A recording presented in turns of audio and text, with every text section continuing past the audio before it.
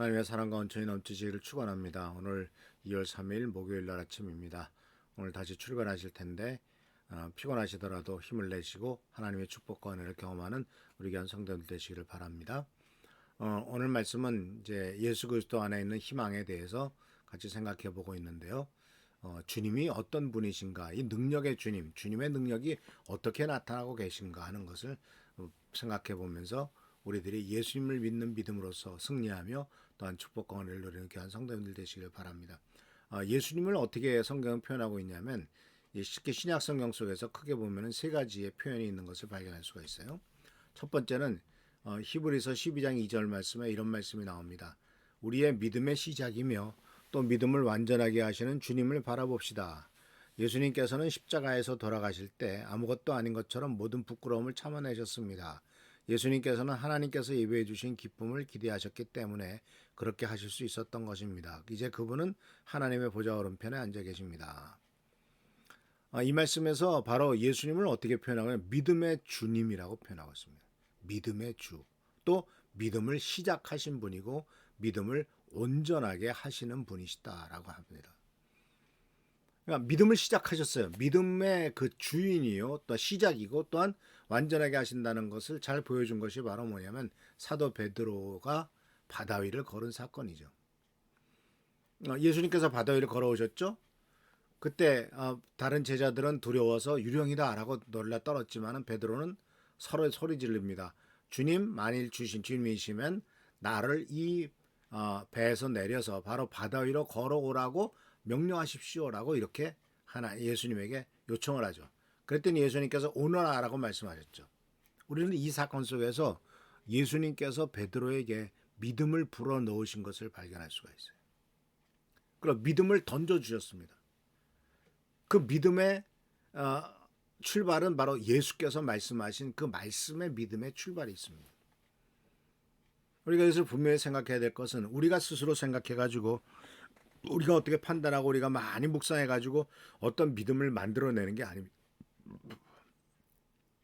스스로 생각해놔가지고 이것은 이루어질 거야라고 해가지고 믿습니다라고 맨날 우리가 무슨 주문을 외듯이 믿음을 얘기하는 게 아니죠. 예수 그리스도로부터 선포된 말씀이 믿음의 출발입니다. 예수님 자신이 믿음의 출발인 것을 볼 수가 있죠. 그래서 그런 믿음을 우리들이 받아들였을 때 우리는 기꺼이 바다 위를 걷는 도전을 하게 되고 예수님과 함께 바다 위를 걸을 수 있게 되는 것 아니겠습니까? 그러니까 첫 번째로 주님은 믿음의 주님이십니다. 믿음의 주님이고 믿음을 시작하신 분이십니다. 두 번째는 주님은 우리가 잘 알다시피 또한 사랑의 주님이시기도 합니다. 요한 1서 4장 16절 말씀에는 이렇게 되어 있습니다. 우리는 하나님이 우리에게 베푸신 사랑을 알았고 또 믿었습니다. 하나님은 사랑이십니다. 사랑 안에 있는 사람은 하나님 안에 있고 하나님도 그 사람 안에 계십니다. 바로 예수 그리스도를 바로 사랑의 구세주라고 말씀하고 있고 또 예수님이 또 하나님의 사랑의 주인이신 것처럼 또 하나님이 사랑을 시작하셨다는 것처럼 우리들도 예수 그리스도 안에서 주님이 정말 예수께서 얼마나 우리를 사랑하시고 우리를 축복하시느냐 하는 것을 성경을 통해서 배웁니다. 또한 예수께서 우리를 사랑하셨기 때문에 기꺼이 십자가에 달려 돌아가셨고 또 우리를 사랑하셨기 때문에 우리를 의롭다 하기 위해서 또한 부활하시고 또 성령님을 우리들에게 보내주시기 위해서 승천하신 것을 볼 수가 있습니다. 이렇게 예수님께서는 바로 사랑의 주로서 사랑의 주님으로 우리들에게 표현하고 나타나고 있습니다. 믿음의 주님으로서는 베드로에게 나타나셨듯이 사랑의 주님으로 나타나신 모습은 그 사랑의 주님을 만남으로써 인생이 변화된 사람은 가장 대표적인 사람이 바로 예수님의 제자, 가장 어린 제자였던 요한이죠. 우리가 알다시피 요한이라고 하는 제자는 가장 어리면서 굉장히 치기 어렸습니다. 그리고 굉장히 그 성질이 급한 세베대의 아들 중에서 둘째였죠.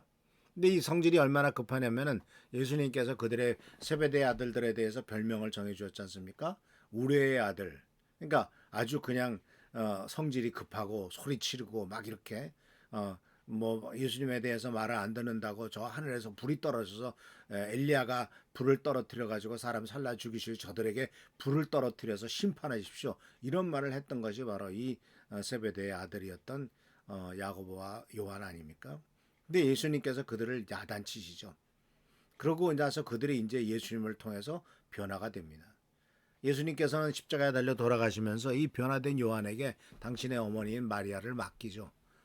마리아에게 당신의 아들입니다라고 말했고, 요한에게 당신의 너의 아버지 어머니다. 이제 나 대신 이 마리아를 돌봐라. 이렇게 명령을 내리 십자가에서 이렇게 부탁하신 것을 발견할 수가 있죠. 그래서 이와 같이 이 요한은 우레의 아들이라고 불렸던 성질 급한 젊은이에서 이제는 사랑의 사도로 바뀌었고, 우리가 알다시피 요한 1, 2, 3서에서 예수님은 하나님은 사랑이시다라는 것을 아주 잘 표현하고 있는 것을 발견할 수 있지 않습니까? 이와 같이 바로 예수님에게 표현한 예수님의 모습은 두 번째가 바로 사랑의 주님이시다라는 것이죠. 그리고 세 번째는 능력의 주님이십니다. 예수님을 한마디로 예수님의 사역을 한마디로 표현한 것이 이제 사도행전 10장 38절이거든요. 이제 사도행전 10장 48절은 사도 베드로가 고넬료에게 한 설교 속에서 나타나는 말씀인데, 그 말씀이 이렇게 됩니다. 하나님이 나사렛 예수에게 성령과 능력을 기름 붓듯 하셨음에 그가 두루 다니시며 선한 일을 행하시고 마귀에게 눌린 모든 사람을 고치셨으니 이는 하나님이 함께 하셨음이라. 예수님을 이렇게 표현했습니다. 하나님이 성령과 능력을 기름 붓듯 해주셨다. 그리고 그 능력은 무엇을 위해서 썼냐면은 선한 일을 위해서 썼다. 귀신 들려서 고통당하는 사람들을 고쳐주셨다. 그러니까 결국 사람들을 위해서 그 모든 능력을 쓰셨다라는 겁니다. 많은 사람들은 능력이 있으면 그 능력을 자기 자신을 위해서 쓰려고 그러죠. 어떤 권세나 권한이 있으면 자기 자신과 자기 가족들만을 위해서 쓰려고 하지 않습니까? 이건 정말 잘못된 거죠. 그런데 예수님께서는 그 엄청난 능력을 받으셨을 때 그 능력을 오직 힘들고 어려운 사람들, 고통당하는 사람들을 위해서 그들에게서 귀신을 쫓아내고 또 선한 일을 행하시며 축복된 일을 전달하신 것을 볼 수가 있습니다. 그리고 또한 성령을 물기름 붓듯 하셨는데 결국 이 성령님이 함께 하심으로써 능력의 주님으로서 나타난 것이 아니겠습니까?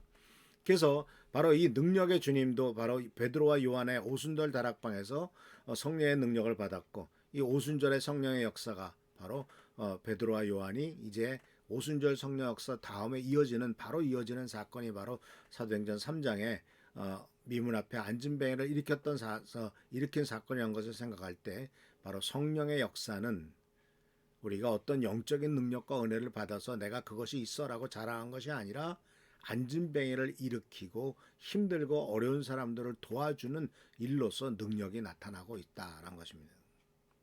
사랑하는 성도 여러분, 우리들도 이런 능력이 하나님께서 허락하셨습니다. 그리고 그 능력은 우리가 이 세상에서 성공하고 잘 살고 승진하고 어떤 세상에서 잘 나가기 위한 것이 아니고, 첫 번째 오순절 다락방에 놀라운 역사가 있고 난 다음에 제자들이 바로 한 일이 안진뱅이를 일으킨 사건이었던 것처럼 하나님께서는 우리들에게 큰 영적인 능력과 은총을 베푸셨을 때 어렵고 힘든 사람들을 도와주고 당하는 사람들에게 선한 일을 행하며 마귀에게 눌린 모든 사람들을 고치기 위해서 우리들에게 이런 은혜를 베푸시고 계시다라는 것을 잊지 말아야 됩니다. 그래서 이와 같이 주님께서는 바로 믿음의 주님이십니다. 사랑의 주님이십니다. 능력의 주님이십니다. 그리고 이 믿음과 사랑과 능력의 주는 결국은 예수 그리스도를 통해서 우리가 변화된 우리가 또 주위의 많은 사람들에게 하나님의 사랑을 전파하며 하나님의 사랑과 축복을 은혜를 우리가 통로로서 그들에게 나가도록 하는 것, 이것이 우리들에게 주어진 임무입니다. 우리들도 예수님의 이름으로 변화될 것입니다.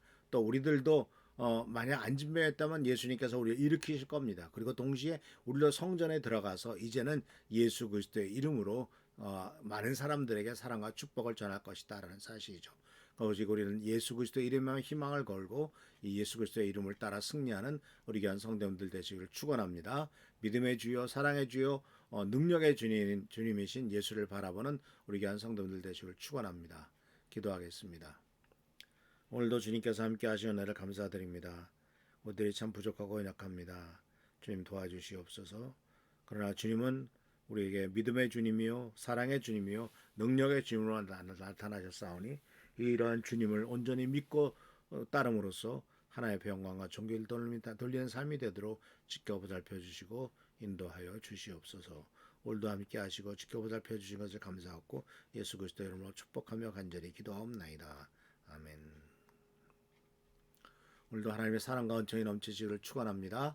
교회를 위해서 나라 민족을 위해서 또 우리 최승규 장로님과 또 안조 선생님을 위해서 또 여러 가지로 경제적으로 힘드신 분들을 위해서 또 질병 때문에 고생하는 분들을 위해서 깨끗하게 치유받을 수 있도록 기도하는 우리 교회 성도들 되시길 바랍니다. 할렐루야 축복합니다.